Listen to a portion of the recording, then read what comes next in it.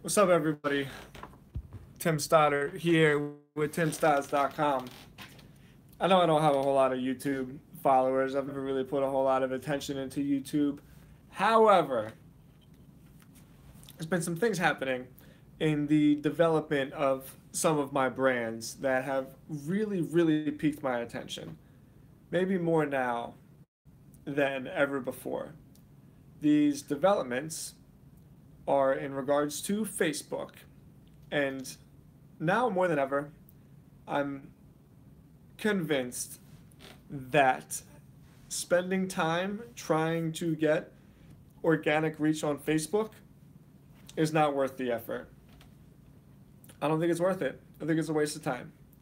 I think that you have a much better chance of success organically trying to rank a website locally if you're a local business. I think collecting emails is a much better idea than collecting Facebook followers. And I think that ideally, if you're going to use Facebook, you need to use it for what it is. You need to understand that Facebook is not a place for you to build a community. Facebook is a place for you to advertise. Facebook is the most, I mean, there's Google too, but it's the most revolutionary advertising platform that we've ever encountered. So why would you want to do anything other than what it's for? I mean, look, we all know the stories.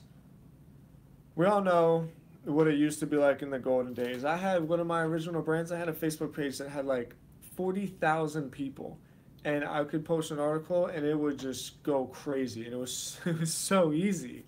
It was great. I didn't know what I had at the time. And then slowly EdgeRank went away. And then slowly they started taking away more of your reach and more of your reach. And now Facebook pages themselves get less reach than ever.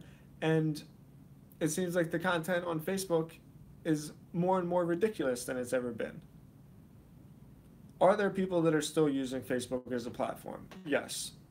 Of course there are. There's a ton of people. You can still use it to reach people, but don't make it your number one priority. So here are a few tips that I have been using and have been doing well for me. Facebook Live works great. If you are comfortable in front of a camera, all you need is an iPhone. Facebook Live is still a really good way to engage. And honestly, I think it's the preferred way, just because in the world we live in, people like video more than they like to read.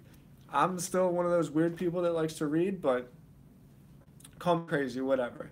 If you have something to say, you're better off either creating a podcast out of it or creating a video out of it. And if you want to do it cheaply and effectively and not put a whole lot of production value that podcasts require, then video is the way to go. So Facebook Live works great. Other than that, just using Facebook to send paid traffic to a particular landing page and collecting emails. It's the oldest, most simple, tried and true method for using Facebook. You don't have to do a lot. TimStods.com, my personal brand, I'm sending $5 a day, $5 a day, $150 a month to